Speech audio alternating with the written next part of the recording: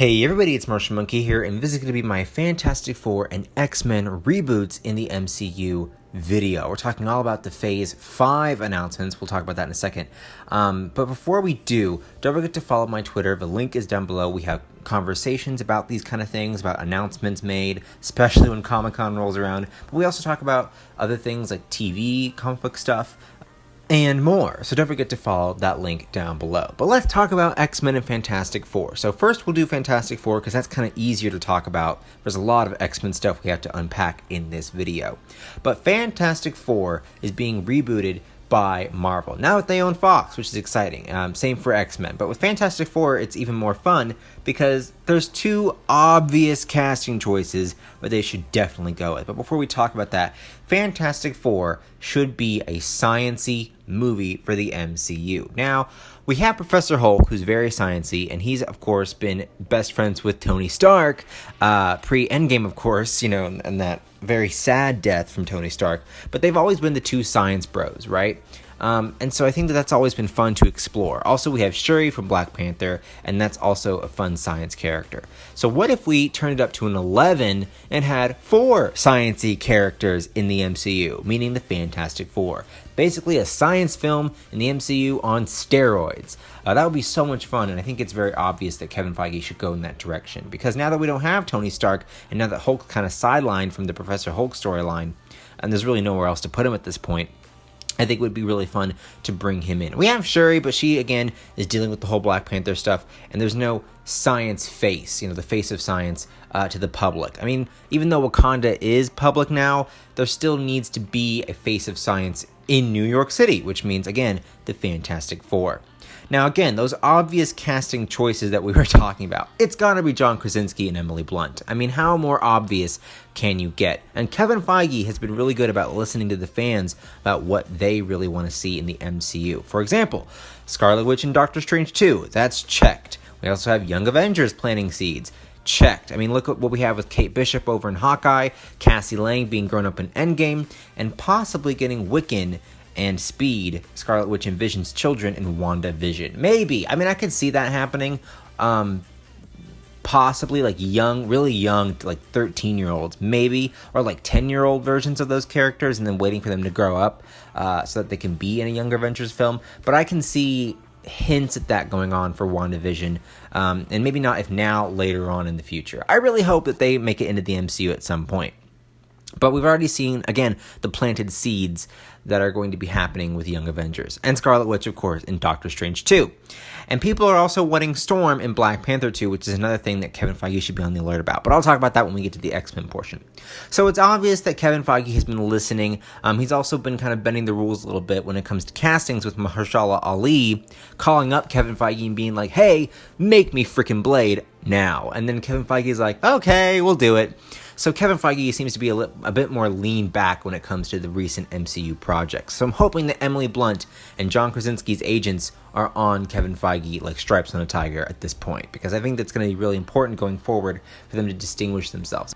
They have A Quiet Place 2 coming up, but it'd be great to have this lined up as well after that movie wraps. And I think that would be really fun for them to join in the MCU, because a lot of people are. I mean, look at Angelina Jolie and Mahershala Ali already joining, and Salma Hayek. There's tons of cool names being added to the MCU at this point. So a science-based Fantastic Four would be nice, and I think that you could do their origin story, but maybe flashback to it in the movie, or maybe not. Maybe they could get their powers a different way and not have to do the origin, because we've already seen it before, twice actually. So you never know. We could do it multiple ways. It'd be fun to see them in this movie, though. Get on it, Kevin Feige. I know you can do it. So that's Fantastic Four. Simple, easy, you can totally implement them in the MCU, no problems, no questions asked. Now the X-Men is a totally different story. X-Men.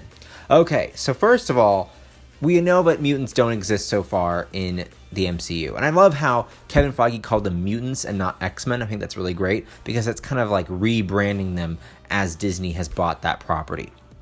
They're bringing a lot of properties these days. But anyway, back to X-Men. I think that what's going to happen is Doctor Strange 2 is totally going to create mutants. Like, that's my theory. But another theory that people have been talking about on the internet is that multiple snaps created by the Gauntlet, the Infinity Gauntlet, somehow strikes the mutant gene into existence. Now, I actually like that theory, and I actually like that way of doing it because it's way more simple than Doctor Strange 2. But I think Doctor Strange 2 is so comic booky that it's going to be so exciting to see that happen instead of the snap theory. But I think the snap theory would also be a solid bet. I think Kevin Feige, it's possible he could do either way, but I think it makes more sense to do the Doctor Strange way because he's already kind of planting the seeds for that. Again, Kevin Feige planting so many seeds. So let's talk about Doctor Strange 2, and I'll make a separate video for that movie, talking all about it, but I want to touch on it here because, again, it might lead into mutants. So, of course, as we know, Scarlet Witch is going to be in Doctor Strange 2. So excited for that, by the way. I love Wanda, huge Elizabeth Olsen fan.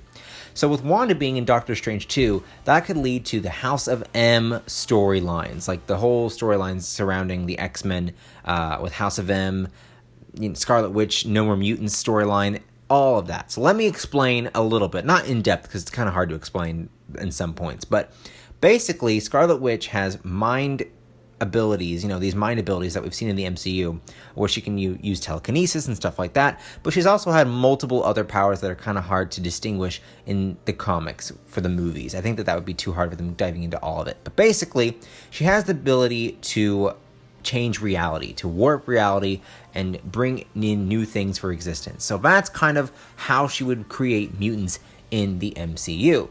Now, WandaVision, which is going to be the Disney Plus series, will have Wanda, of course, Elizabeth Olsen, and Vision, Paul Bettany. He's returning to play the character. So my theory is that she somehow unlocks her reality warping ability and brings back Vision because she lost him in Infinity War. Brings him back. They do WandaVision. Could possibly bring back Pietro. We'll talk about that. That's a huge thing we have to talk about in the Doctor Strange video. But anything's possible with the mind ability of changing reality. So Pietro could come back because she's lost him, she's lost Vision, she's lost her parents, she's lost everybody, right? So that could help kind of bring WandaVision into a huge headlining part of Disney Plus, is bringing back freaking Aaron Taylor Johnson. He'd totally do it. He's got nothing else going on for him, so he would totally come back. But we're talking about Vision and the mutants right now. So she brings back Vision for the show, but then somehow Vision's taken away from her again, maybe, or something doesn't work with her reality warping ability and it's all a lie, it's all her vision, get it, WandaVision, and she actually can't bring back Vision. I don't know, something happens, something crazy happens that sets Wanda to the deep end, right? And that's when, ding ding ding, Doctor Strange comes in to take a look at what's going on with Scarlet Witch. Now, Kevin Feige has said that Scarlet Witch actually has magical abilities in the MCU, but she can't focus it. So that red stuff flying around with her powers, that's actually the patterns that Doctor Strange uses on his hands, but she just doesn't know how to create them. I don't know. I feel like with the Mind Stone creating her abilities and the Mind Stone being more of a cosmic force, I don't really think that her powers are magical based. I mean, she's had both the mind abilities and the magic in the comics, which is chaos magic, but it's kind of hard to explain. But I don't know. I think that it's more realistic that she just has these mind abilities, and the stones maybe snapping so many times there, maybe that's what sets off Wanda, is the stones, being used so much, and that kind of maybe changes her power set a little bit. We don't know. But I don't know if it's totally magical based. But anyway, Doctor Strange comes in, tries to check up on Wanda, and then maybe Wanda, again, off the deep end, goes into crazy mode, and she's the villain of Doctor Strange 2. Or maybe Nightmare, who's rumored to be the villain for that movie, messes with her somehow. I don't know, but let's say that happens. Let's say Scarlet Witch goes to the bad side for a little bit in this movie. Well, what if, in turn, she creates the mutant gene so that more mutants are created, which of course leads to, Magneto and other villainous characters in the comics coming in, and she creates a whole, villainous version of the Avengers. Right? But of course, again, the mutant gene goes everywhere, and then there's X-Men also created, and then Charles Xavier comes in, creates the, gifted youngsters school for mutants, right? So that way you have the X-Men, and then you also have the villainous side of the X-Men comics. Emma Frost, Magneto, Mystique, etc., and that creates mutants in the MCU. It's possible. Or maybe something else happens. Maybe she creates mutants in a different way, and then it kind of spreads, the mutant gene starts spreading, or I don't know, who knows, we have no idea. Or maybe something else happens with the snap theory, and maybe that does create mutants, and then she brings them out of hiding, who knows. But that is a whole topic for another video. But that's just kind of a way that they can bring mutants in with the House of M storyline. Maybe that she actually brings Magneto back, or maybe she was adopted by her parents from Ultron, right? And Magneto was here all along, right? And then House of M, of course, refers to Magneto, House of M, Magneto, Scarlet Witch being his daughter. And then those mutants rule, just like in the comic, rule over all the other, civilians and people like that.